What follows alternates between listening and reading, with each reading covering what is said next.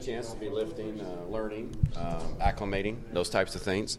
So yeah, I mean, I think that it goes without question that it didn't help him certainly. Yeah. How's he doing with the playbook? He's doing well. Mm-hmm. He's doing a good job. He's very very tuned in, very very hungry, and he's very capable. And so those are all good qualities. What were you saying about him earlier? Like, I guess his conditioning from being away so far. No, they were just asking. Jason asked me if it hurt him missing this, getting here late like he did. Yeah, sure, but what it is, what it is, and obviously not unique or to here at Arkansas. It happens all across the country. There's guys that have different timelines that get to your campus at different times, and so we just try to make the best of it. And he's certainly held up his end of the bargain of trying to make the best of it as well. Cheyenne's earned a lot of praise from Coach. What progression have you seen from him? It's been steady. I wouldn't know if it – I think there's been times where it's been 2 steps forward, 1 step back. But regardless, I think the improvements has been gradual, and he's definitely working his way on the continuum towards the side that is where you develop and become an SEC caliber player. What are we talking about exactly? Like, you mentioned blocking before. Is it playbook? CJ? Yeah. No, it's not playbook at all. It's just CJ knows exactly what he's doing. I mean, there's no perfect player, just like there's no perfect coach. But he has a lot of really good qualities. He obviously catches the ball extremely well. I think route running has been a continued point of emphasis for him. The details, the finite part of the tops of the routes. The physicality, the strain, the mentality is something that's been a progression with him, like it is a lot of them. And there's been some inconsistencies there over the course of his tenure here. And the more he improves in those areas, and the more he purges some of those habits of the past, the more I think opportunities there'll be. Has Cantrell sort of stepped up in terms of leadership in that group? Mm-hmm. Yeah. Austin is definitely. He's not a real vocal leader, but I think there's no question that our position room, our offense, and our team has a great deal of respect for him. He's a good football player. He carries himself very well. Football's important to him, and he's good at it. He's very physical. Jack Krause provides another guy that provides quality leadership in our room. Jack's been with us now going on his 4th year.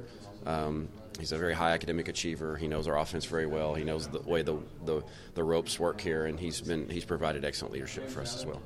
I think Dan mentioned Grayson as someone who's really impressed him coming off of the spring and not being able to do a lot.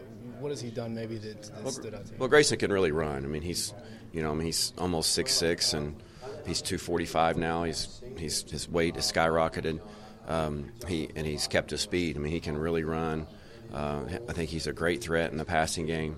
And like all of them, we're trying to work on, as we're trying to build on the strengths, and we're trying to continue to stress and address the areas of needed improvement. And Grayson's very tuned in. He's very dialed in. We all know we've got a lot of bodies there, and every day there's a great deal of competition. And so one of the things I love about the room, though, and that group is that the competition, the desire to be the guy, the desire to play more, they all have it, but they don't let that get in the way of their personal relationships. They're all very close, and so it makes it a lot of fun for me to come in there every day with them, because they care about each other, and they care individually about them getting better. You talk about all that competition you have in the room, and you have a lot of talented guys. How many guys do you think can realistically play? I mean, shoot. So many snaps to go around. Yeah, I don't know. Yeah, I mean, I think that's still TBD a little bit, but I mean, shoot, over just in the 4 years I've been here, I mean, we've had games where we played 4 tight ends and played 4 of them for quality snaps. I mean, I think that's very realistic, if not adding, another guy or two in that. Hey, listen, if you can provide something to help us win a game, and we're pretty confident in that, I think we're going to find a way to help you try to apply those when it comes to game time.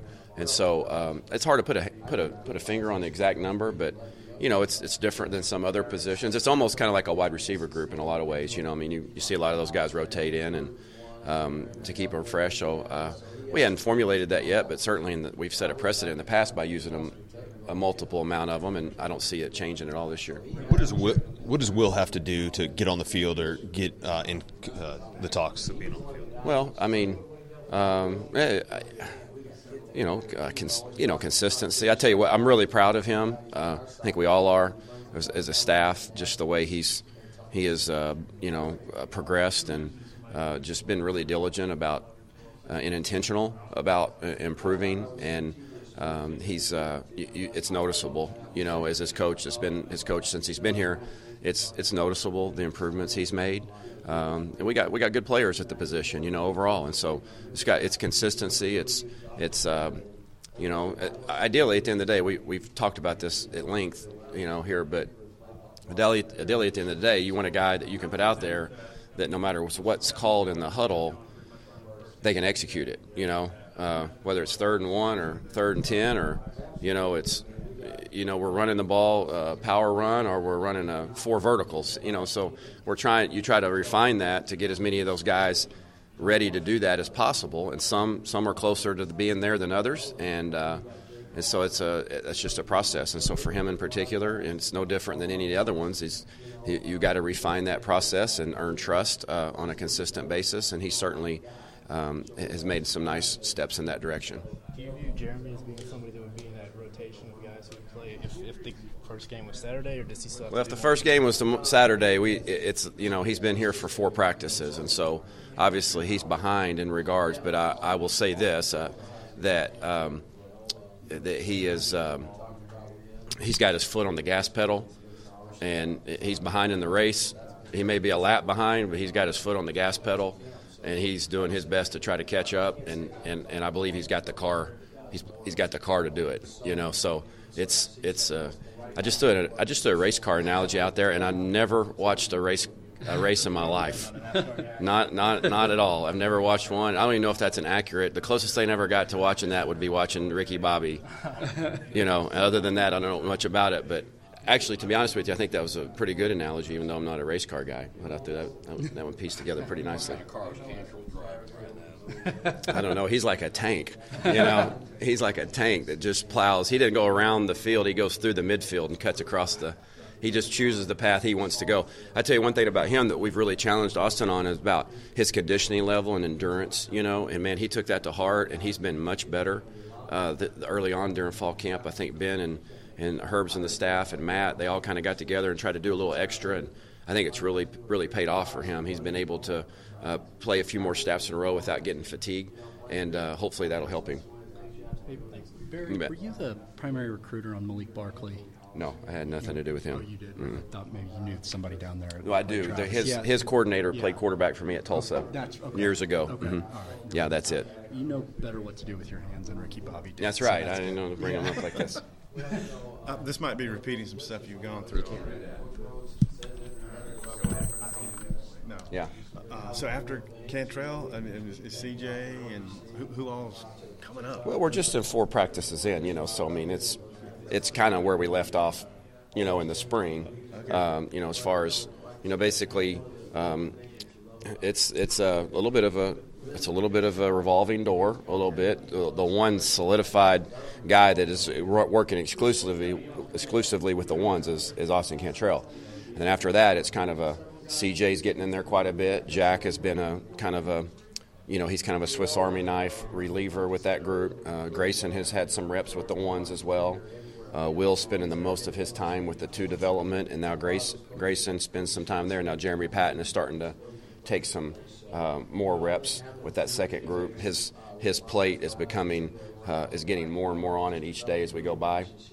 His reps are starting to increase more and more each day we go by. We feel like through 4 practices, it has been 4, hasn't it? 4 practices. We feel like 4 practices in that he's earned the right and taken advantage of the opportunities he's had to build upon that and to get more. So those are starting to crank up practice by practice. Yeah, and just because of a reputation and everything like that, I mean, you guys expect that of him then to contribute this year. Well, I don't know about reputation. I don't know if that's fair or not. Obviously everyone you recruit, no matter what position they are, you want to try to get them know as well as you can, as a person, and then obviously their physical qualities. One advantage that we had in that situation was I was able to watch him spring practice, and we were able to watch him play in games twice. So that's pretty rare that you get a chance to evaluate a guy that thoroughly from that far away. So I got to know Yuma, Arizona pretty well. And it's 3:10 to Yuma. It's about 3 hours and 10 minutes from Phoenix to Yuma on a puddle jumper. And then it's seems like about 8 hours of a drive back from Yuma to Phoenix, just so you know. So you feel like you want to get to know a guy as well, and we got a chance to really get to know him and knew what we were getting, so to speak. And we've I'm not so sure he hasn't in some ways. He certainly met what we thought he would be with a lot of regard, and so certainly he's got a lot of things to improve on. Every day is a new day for him. Every period is a new period for him. He's hungry. He's more than capable physically. He's more than capable mentally, and so we're excited about where he's going. He's making the group better. He's making the group better. Who else got TD passes for you? Who scored? Well, I know CJ caught one yesterday, and we just started doing the red zone stuff just recently. So yesterday was really the only day that we've even been down there. So yesterday it was CJ. Can you speak a little bit more about Austin Cantrell? He's the last two tight ends you've had here.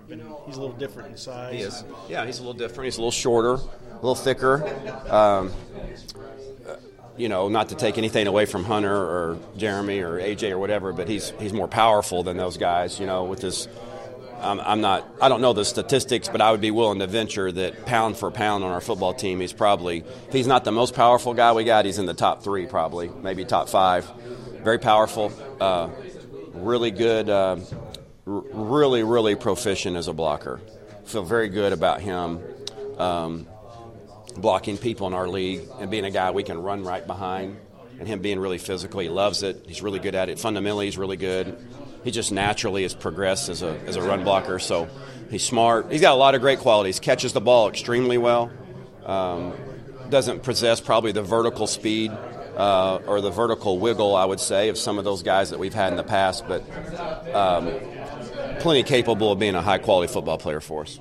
What makes him playing with the ones? What makes him stand out amongst the other guys? Just consistency. He's just consistent. He's assignment sound. He's plays extremely hard, extremely physical, and so he's just very consistent. And so he's just he's in our mind, he's without question earned that right to be in there and to be in there the most at this point. And we got some other guys that are going to earn their right on the field as well.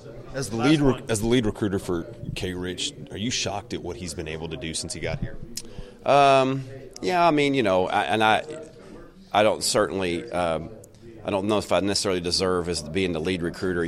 Actually, when we first got hired, Rick Russell, the head coach at Jacksonville at the time, had put a call into me and just said, hey, I got a guy here that I think is really, really under-recruited, and I love him. And you watch the film, you're like, oh, man, this kid's really, So that's kind of how it all started. Now, from there, I kind of took the baton and thought this would be a good walk-on, because I'd been under coach for a few months, and I'd heard him talk about being under-recruited, undersized, underdeveloped, and to me, Kevin fit that perfectly. And so you could see very early on that, actually, I don't know if a lot of people know this, we had him on the list really as a wide receiver, as a slot receiver, and we got to fall camp, and we were sitting around the table and said, hey, we need another DB.